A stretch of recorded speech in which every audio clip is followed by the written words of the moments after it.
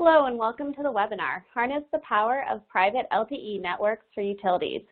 Thank you for joining us today. My name is Lauren Calloway. I'm Senior Editor for T&D World and I'll be moderating the webinar today. I'd like to thank our sponsor, Sierra Wireless, and provide a quick overview of what we'll be discussing today. Historically, utilities have preferred to own their own communications networks as it allows them more control over network reliability, security, and coverage. Long-term evolution, LTE technology, once thought of only for public wireless carriers, is now available to utilities in a private form. Private LTE is a game changer because it addresses traditional reliability and security concerns, but also provides flexible and extensible capabilities that can help a utility drive productivity and improved grid operations. As utilities implement more IoT sensors and controls into the grid, the case for building and operating a private, secure LTE network becomes more apparent. Our goal in today's webinar is to discuss the importance for utilities to advance their communication technologies and explain how private LTE can help you gain reliable, secure, and resilient communications. We have some excellent information and a great lineup of speakers planned for today's webinar. Our agenda today will first include some housekeeping items and introductions of our expert presenters. First off, we'll include time at the end of the webinar for questions from attendees and do our best to wrap up the webinar in 45 minutes to be courteous of everyone's time. Before I introduce the speakers, I want to briefly explain a few of the user features of our webinar service. First, if at any time you are having audio difficulties or slides are not advancing, simply hit your F5 key to refresh your webcast console. If you have any technical difficulties during today's session, please press the Help button to receive assistance in solving common issues. This webinar technology allows you to resize the presentation by clicking the Maximize icon or by dragging the lower right corner to enlarge the window. We welcome your questions during today's event. In order to submit your questions to today's presenters, simply type your questions into the question window on the left side of your screen and then hit the Submit button. We'll be answering as many questions as possible during the Q&A session that will follow the main presentation, but please feel free to send in your questions at any time and we'll add them to the queue. Please also be aware that today's session is being recorded and will be available on the T&D World and Sierra Wireless websites. You'll be notified by email when that archive is available within the next few days. On your console, the Sierra Wireless logo is hot linked. If you want to visit their website during their webcast, you can click on the logo and a new window will open. This will not take you out of the webinar. With that, I'd like to introduce our panel of speakers for today's webinar. First off, we have Dan Shea, Vice President, Enabling Platforms at ABI Research. Dan manages the M2M, IoT, and IoE and digital security research services, which cover the telecom, industrial, IT, and OT ecosystems with a focus on devices, connectivity, platforms, applications, big data analytics, convergence, and strategic analysis of the entire IoT value chain extending from devices through value-added services. He plays an essential role in helping clients decipher the complex relationships and opportunities across the digital first and physical first domains. Prior to joining ABI Research, Dan worked as an independent technology business consultant. Next, we have Mike Brozick, SVP Technology and Engineering over at Anterix. Mike is a 30-year veteran of the electricity industry, most recently serving as Director of Infrastructure and Telecom at a Kansas-based utility. At Anterix, Mike serves as the Senior Vice President of Technology and Engineering, where he's responsible for developing private LTE solutions tailored to meet customer needs that provide enhanced functionality, reliability, security, and scalability for their communications networks. Finally, we'll be hearing from Warren Westrup, Director of Business Development, Utility and Industrial Sectors for Sierra Wireless. In his role, Warren partners with utility consultants, OEMs, and telecom carriers so they can take full advantage of Sierra's solutions. Prior to Sierra Wireless, Warren was Director of Connected Solutions at Verizon, where he helped develop and deliver IoT solutions that combined machine-to-machine connectivity with Verizon's enterprise platforms and other services, including telematics, dynamic cloud, security, and professional services, along with Verizon's global internet protocol and 4G LTE networks. So welcome to all of our speakers. We'll now kick things off with Dan. Dan, over to you. Great, thank you very much, Lauren. So what I'd like to do today is provide an overview sort of the technology environment that has been serving utilities up to this point and where I see it going overall. So in this first slide, I provide sort of that current view and, what are the technologies that are being used today. Mainly utilities is very much focused on connecting up their meters. And using a variety of technologies. The reason for doing this is that there's a number of benefits as it relates to the sorts of services they can offer. A lot of those related to meter-to-cash activities, which is sort of reducing manual meter reading, reducing bill errors, that sort of thing. However, a few utilities, not a lot, and there's sort of a maturity curve here, where there's been a more focus on the grid itself, and that's using sensors to kind of connect up various parts of the utility infrastructure. There's really three types of technologies. Connectivity is sort of key to sort of creating those smart meters and that smart grid, and those include power line, fixed RF, and direct WAN. So power line is really about sending communications over line power, those physical copper connections.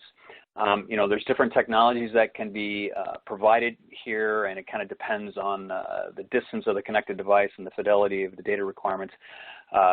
Just a few stats. Power line is heavily used in Asia Pacific, and that's 65% of the installed base of meters. In the U.S., it's actually much smaller. It's only about 10%. Fixed RF is typically proprietary wireless technologies based on 802.15.4. It is some examples.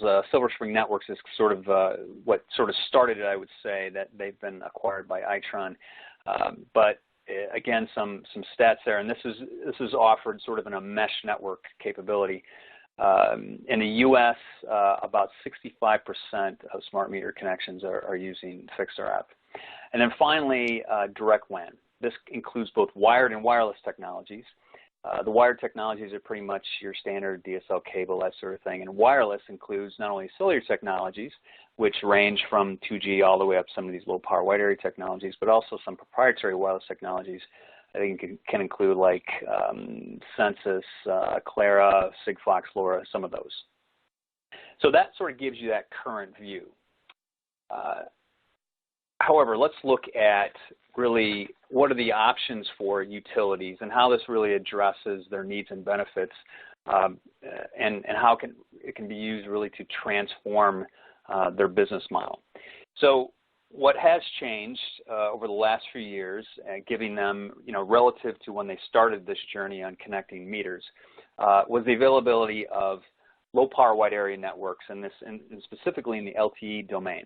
So there's two technologies that are really providing these low power wide area network technologies. One's Cat-M, one's NB-IoT. What makes them unique and important and interesting, particularly for the utility industry, is they allowed wide area connectivity for really powering battery operated devices or low power devices where it might be needed, which could be sensors. And so where battery life is important, where you don't want to put a truck roll out there to sort of change the batteries out for some of these sensors and that sort of thing. These networks are relatively new, but we're now getting to the point where there's a lot of coverage, and it's really going to change the game for utilities in terms of expanding the sensor network connections, which are really critical for smart grids. Another thing that's really changed is higher availability of sensors and gateways. There's just a lot more of these devices, and they're very specific to different machines and infrastructure that needs to be connected. And certainly in the utility space, there's some unique requirements. And so there's just a lot more access to devices available for connecting the network. Another thing I should point out that's very interesting is there's just a lot more spectrum becoming available. CBRS is sort of an example of this. This stands for Citizens Band Radio Service. To me, it's an example of spectrum that's becoming available. It's in the 3.5 gigahertz range, but it's an example of innovation for making spectrum available. The FCC has opened up that spectrum band, and it's not going to be offered in the same way that you typically see spectrum, where it's a few companies, the high amounts of money are bid for it, and it's used for really restricted access, sort of in a license mode. This will have access to both licensed and unlicensed, and it really gives you an example of where, by changing the way spectrum is made available, more applications, more use cases can be addressed. And in this case, one of those could be private LTE for utilities.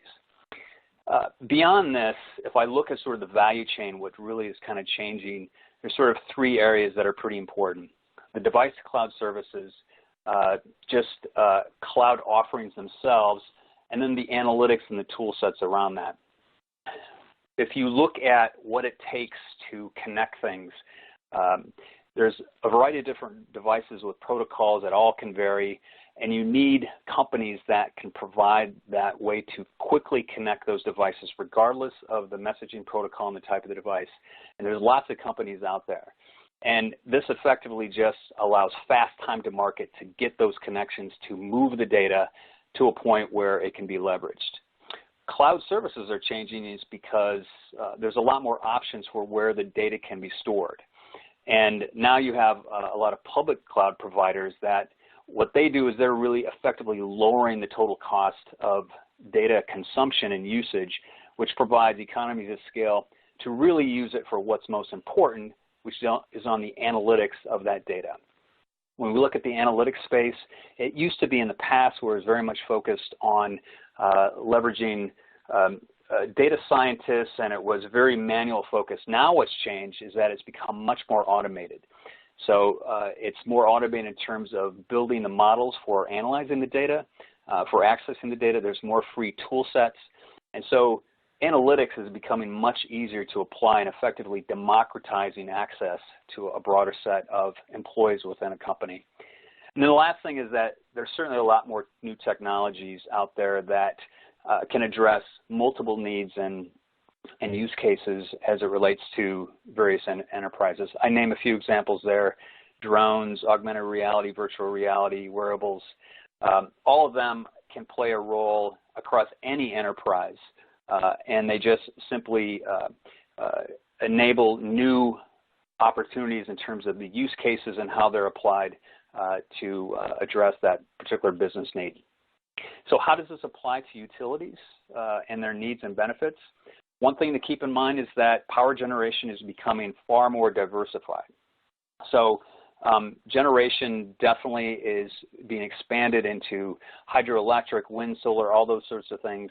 And what's critical about these technologies and IoT is that it helps balance demand against supply. And that's going to be important in terms of managing the infrastructure and using it and so that it stays reliable. Also, if we kind of notice from that first slide where we talked to, where it's very focused on the edge, you know, utility infrastructure is really just focused on the edge, on the meters themselves. But as we look about expanding and connecting up a broader set of the utility infrastructure, it's going to be needed to both improve the grid as well as energy source monitoring. The other thing that we see a lot of, which is important to utilities, is more extreme frequent weather events.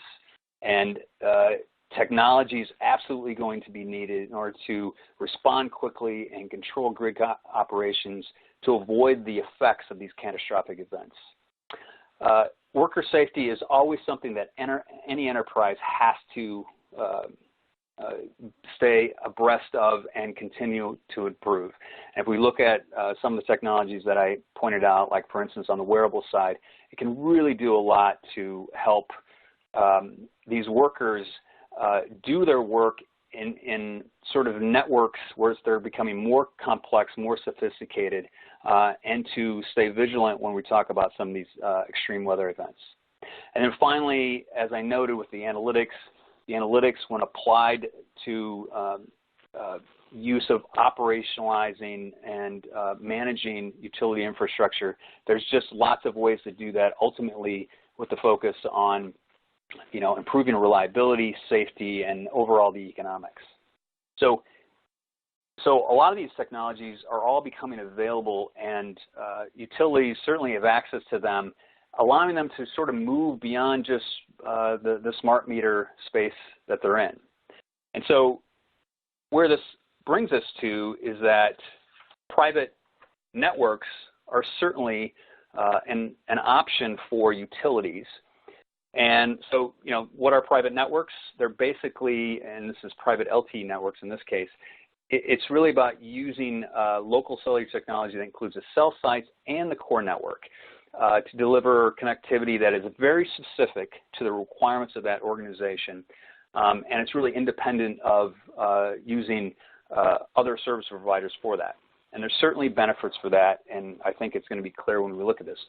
Network coverage, absolutely with a private network, you can ensure that you have radio coverage where it's needed, and particularly in those most critical parts of the infrastructure. You'll design it so that it has the highest uptime and reliability for, and in this case, if we think about it, during catastrophic events. It's absolutely critical that you have that. Catastrophic events are something that you have to plan for more and more, and so that's what's a real benefit when we think about deploying your own private LTE network. Also, you can design these so that they operate for a variety of applications. So high bandwidth cases, low latency use cases, like for different controls within the network that you need to have a fast response time, or places where you're going to have a lot of nodes sensing various parts of the network. So they can be designed for that wide variety. And then finally, network security is always critical when we think about any of these networks. Again, with a private network, you can design it specific to your needs. So I'm going to summarize. I think utilities are at a tipping point, not only in terms of their needs, but also with the fact that there is technology that is available and the services behind it to really take advantage of it.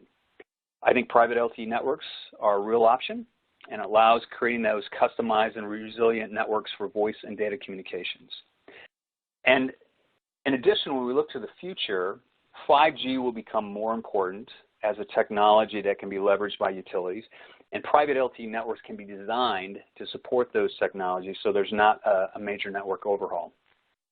Analytics is always going to be something that every utility needs to invest in to make the best out of the data that they're collecting and what they're learning about the connected environment that they've created. And then finally, I point out AR because when we look at kind of transition of the worker space, augmented reality is really a tool that is going to help bring new employees, younger employees, into these more sophisticated and technologically advanced markets. And we clearly there's some forecast information. The main point I want to make here is that for training new workers and for really providing better worker safety, augmented reality can be something that will really help in this regard. So with that, I want to pass it on to Mike, and I'll let you take over from the slides. Mike?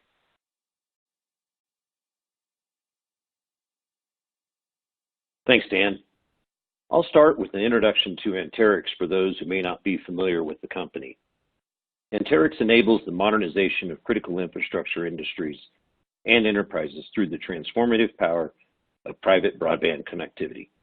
Anterix has the right combination of low-band spectrum, operational know-how, and an ecosystem of technology partners to provide the foundation for private wireless solutions requiring higher levels of security, resilience, and customer control.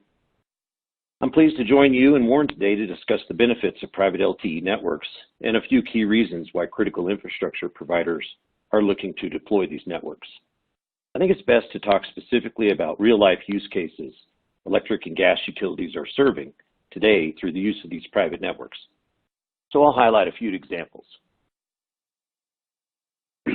First example is Ameren, a utility with operations in St. Louis, both in Illinois and Missouri. The team at Ameren has been working to test a broadband field area network based on the global LTE standard enabled by Anterix's 900 megahertz spectrum. One of the first benefits Ameren will receive through their private LTE network is the consolidation of legacy networks. Low-band spectrum, such as Anterix's 900 megahertz option, offers a lower total cost of ownership when building a network because of its propagation characteristics. So Ameren will be able to consolidate over 20 legacy wireless networks into a handful and can cover their entire service territory with fewer tower sites, saving money on the build-out and ongoing operational expenses. Mid-band spectrum options would require 3 to 5 times as many towers to cover the same territory at a far greater expense. Ameren plans to serve both current and future use cases with their private LTE network. Current examples such as SCADA, AMI backhaul, volt-VAR controls such as capacitor banks and voltage regulators, also fault locators, support of mobile field workers, and gas system sensors and controls, and some security devices.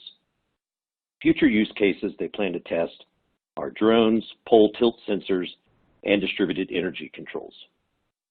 Because 900 megahertz is part of the global 3GPP standard, Ameren will have an ecosystem of LTE products to use, which includes those from Sierra Wireless. Even more, by solely owning and fully controlling their network, Ameren will determine their specific network coverage requirements, its reliability, resiliency, and most importantly, cybersecurity features associated with the network. And another example of control, Ameren will decide when maintenance is performed and when upgrades occur. So I want to talk about another great example of a private LTE network use case currently being demonstrated through the exciting project Anterix and the National Renewable Energy Lab, which is one of the 17 Department of Energy national labs in our nation are working on.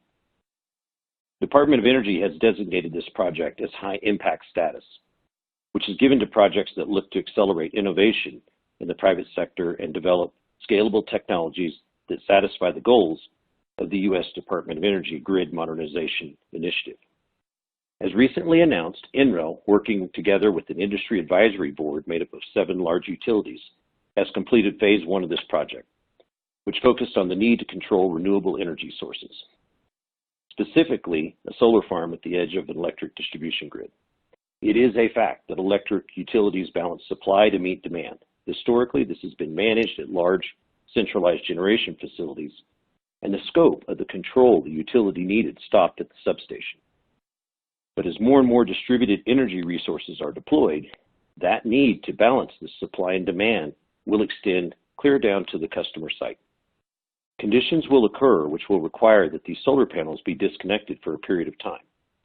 Remember that electricity flows at nearly the speed of light. When things go wrong, actions need to be taken very quickly. The highly distributed nature of these control devices will require wireless communications. Fiber simply cannot be economically pulled to every home that has solar panels. Our project tested this situation under a variety of wireless congestion and coverage scenarios. Anterix deployed its 900 megahertz private LTE network within the NREL lab, and we measured the reliability and speed of these control signals. The results show that quality of service features within the LTE standard allow a utility private network operator to ensure that signal gets through. Utilities can prioritize one traffic type over another. I like to put it this way. When you own the network, you make those decisions. If you don't own it, someone else makes those decisions. And quickly, I'd like to let all the utilities decision makers who may be looking at private broadband networks to know that you are not alone. The Utility Broadband Alliance, or UBA, is a collaboration of utilities and ecosystem partners dedicated to championing the advancement and development of private broadband networks for America's critical infrastructure industries, leveraging various bands of spectrum, including 900 megahertz and CBRS, which are both approved by the global 3GPP standard, and some other options.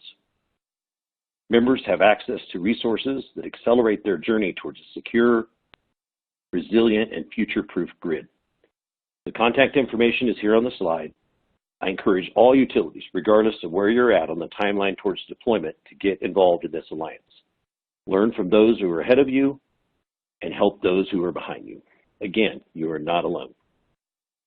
Now I'll pass it over to Warren with Sierra Wireless. Along with the best spectrum, utilities will need the best infrastructure partners to build these networks.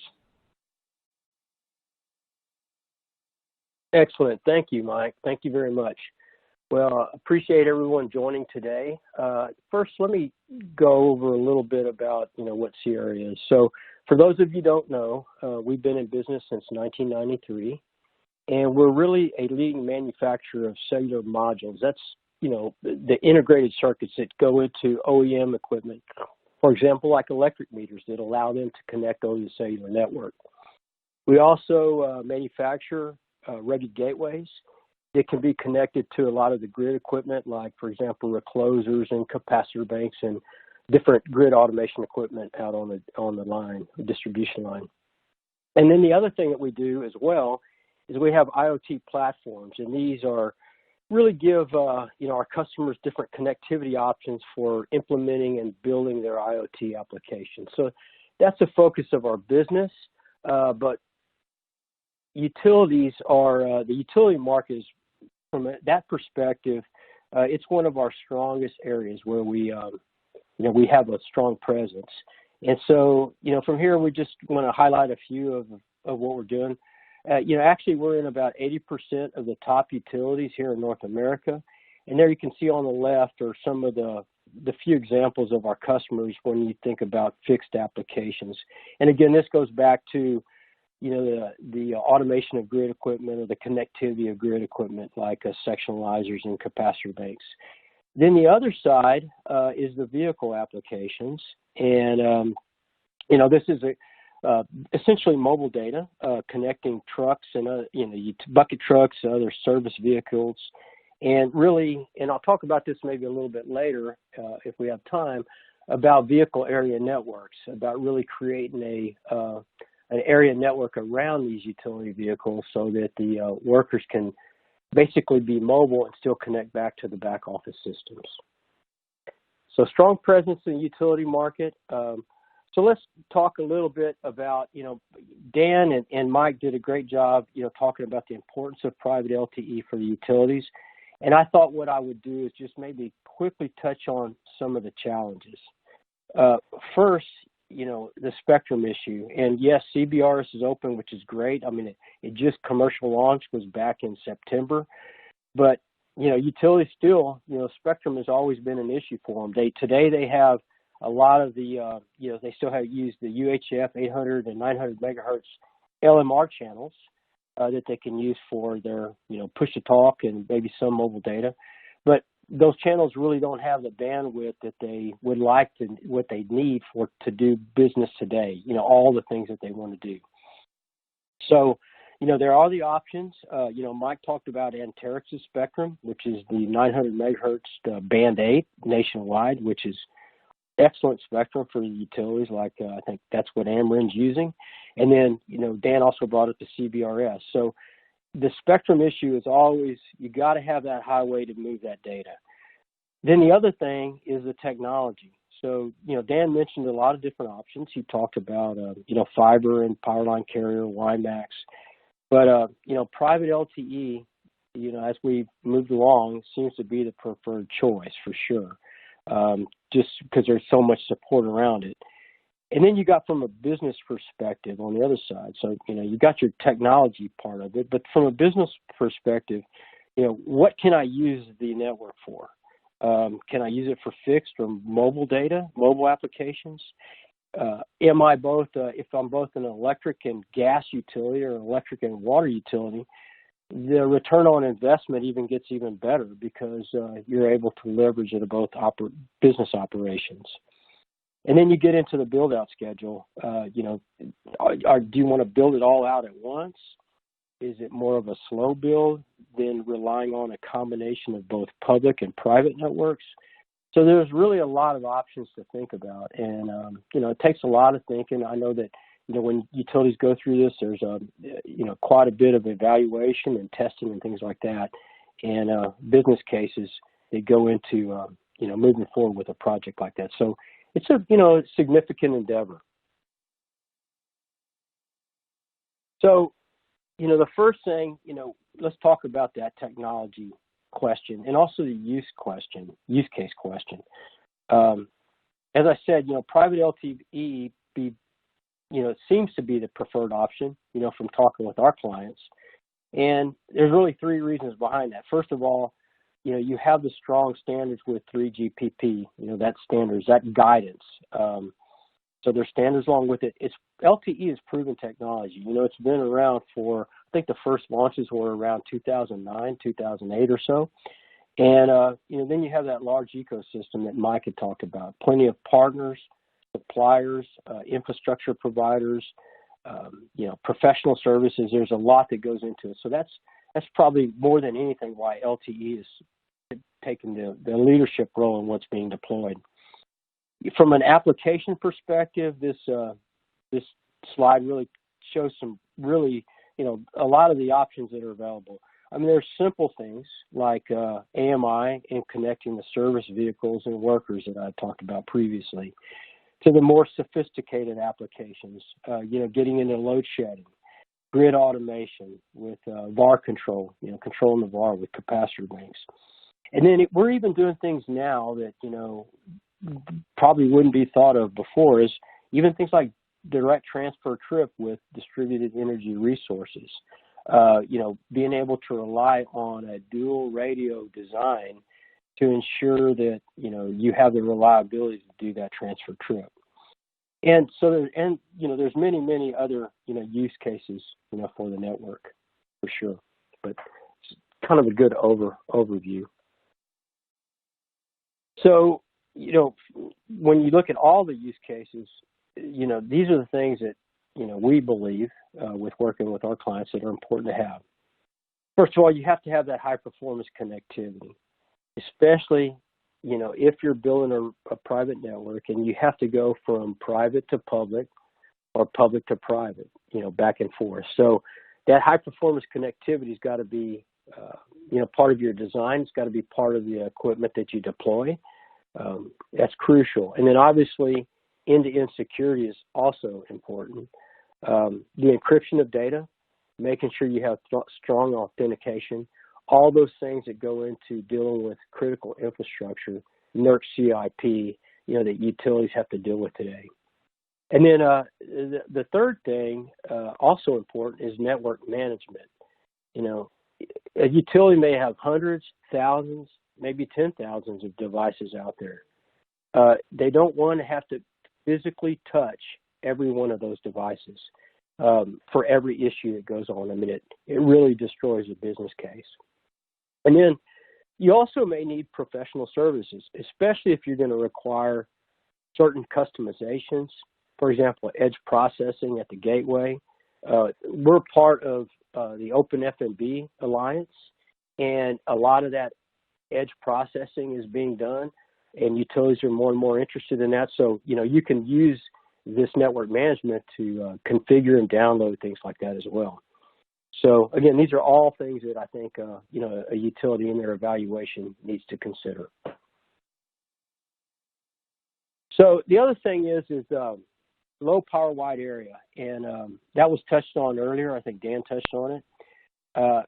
This is very, very important when you're considering building a private network. At least I think it is. It's important to think about the use of low power wide area modules and gateways, and it's important for really two big reasons. One is we're talking about private spectrum, especially if you're like dealing with the spectrum that's out there for 900 megahertz or something like that. We're not talking about huge channels that are available to you, huge, not like the carriers have. So the importance is you've got to try to connect as many devices as you possibly can using that, thinner bandwidth or less spectrum.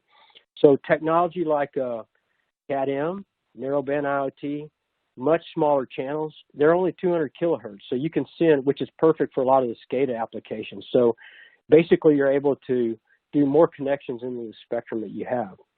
The other thing about low power wide area is coupling loss. You have 20 dB greater than the typical LTE, device. with narrowband IoT. So what that results in is better coverage, and honestly, fewer tower sites, which, if you're going to build a private network, tower sites and how much infrastructure you've got to put into it, it's important that you be as efficient as possible. So that's a technology that really fits well with the deployment of the private network. So, when looking at the gateways or the routers for your private LTE, this is really what we believe you should think about, and our products reflect it. First of all, it's got to be multi-network. You probably want it to support both public and private spectrum. So as you move between the major carriers, it can move between the major carriers like a Verizon or AT&T and your private network. And also, you may want to take and use CBRS or layer it on top of whatever, like, for example, Anterix's spectrum. So they should be able to also support CBRS spectrum. Dual SIM is mandatory. So again, you can have a SIM for a public carrier, and then you can have a SIM in there for your private. And you can even go further than that with, like, for example, the MG90 that you see on this slide. This is actually a dual radio design. So you could have basically two radios in there. One would always be on the public carrier, and the other one could be on a private carrier. So you essentially, you can't guarantee you never lose connectivity, but you have a great, the chances are less, I guess. And so, actually, because from a reliability standpoint, that device is actually being considered or being used in some test cases for direct transfer trip because of the additional reliability built around it with two radios. A few other things, I think rugged, definitely got to have rugged device, it's in the vehicle and out on the grid. And you have to have all the different interfaces that you need. For example, a lot of the legacy equipment speaking DNP, RS-232, you got RS-485. And then if you're going to create that vehicle area network where you have an umbrella around the truck where the worker can connect back via a tablet or something like that, you should also have Wi-Fi, for the vehicle area networks. And then, as I mentioned on the previous slide, really important to think about that low power wide area for those fixed applications like SCADA and those kind of things because of the efficient use of the spectrum. And I touched on network management, and this is really not an area that you want to skimp on for sure. So, if you're going to be able to, or you're going to need to be able to do things like upgrades on devices. You might have to you're definitely going to, think about doing security updates as the threats change. You want to be able to pull reports, for example, performance reports, perhaps location information, coverage validation is another thing that you can use the tool for.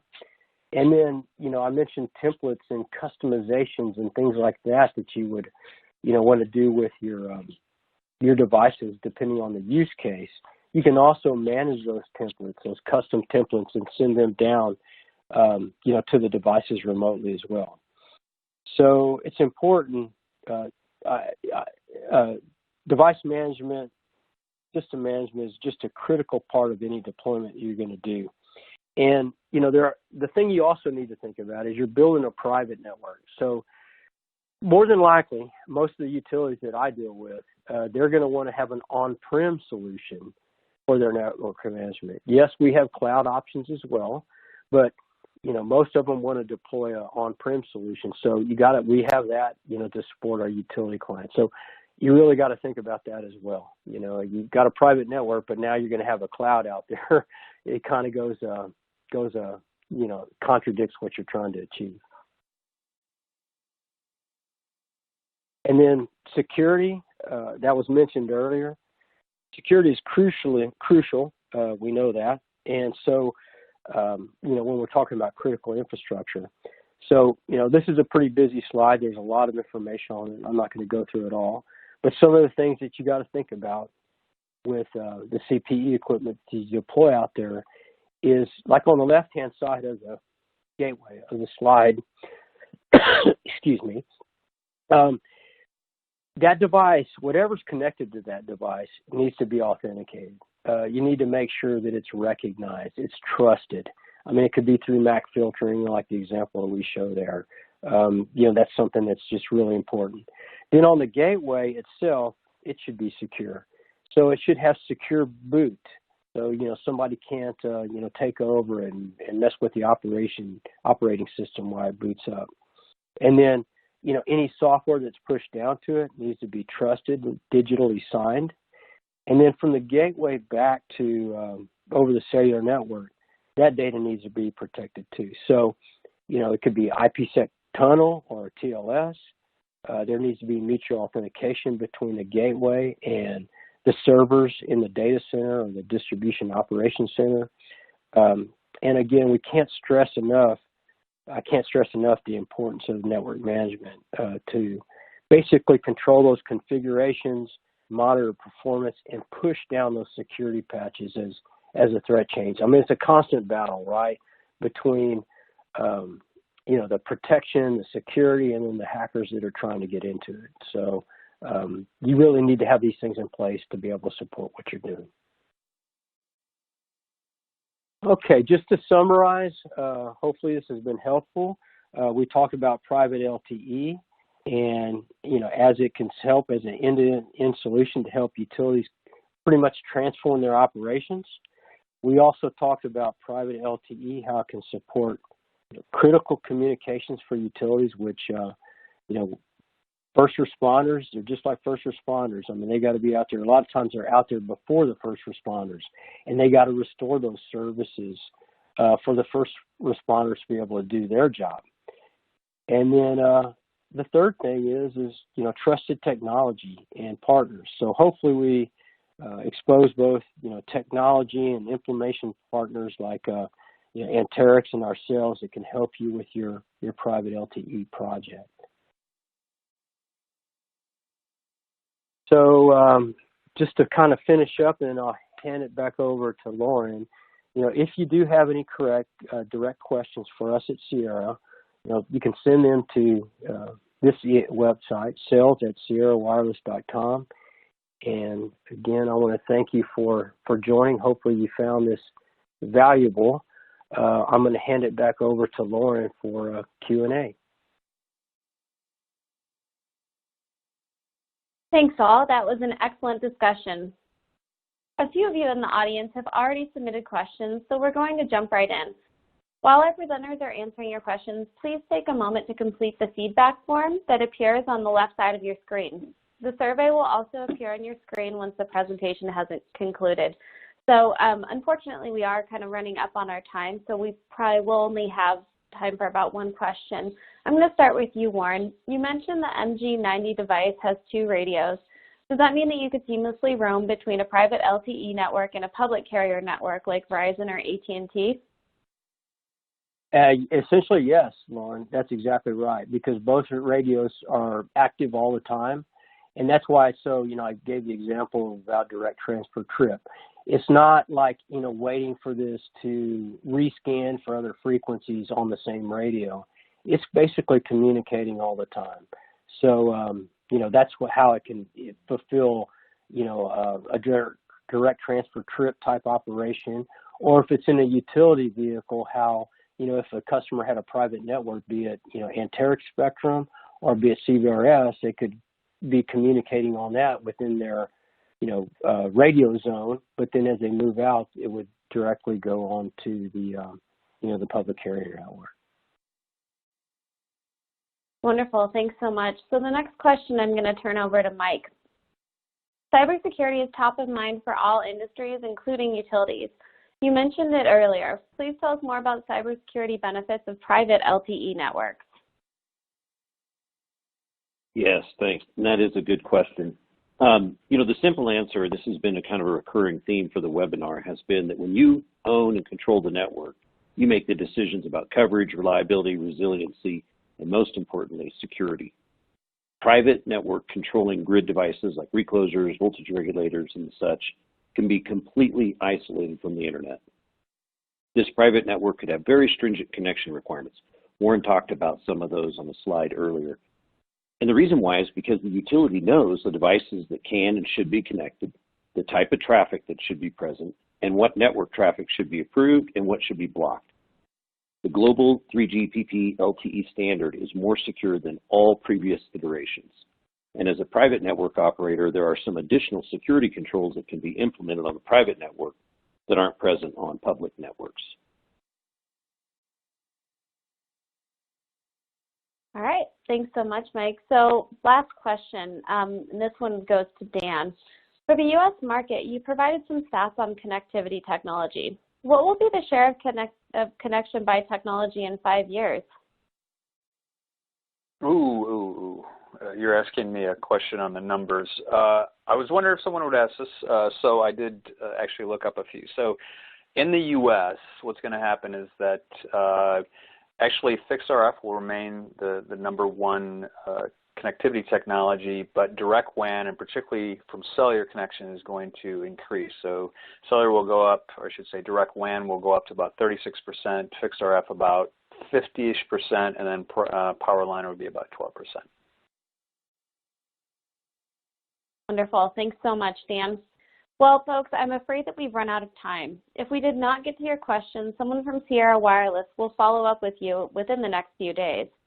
I'd like to thank all of our speakers, Dan, Mike, and Warren, and our sponsor, Sierra Wireless. On behalf of T&D World, have a productive remainder of the day.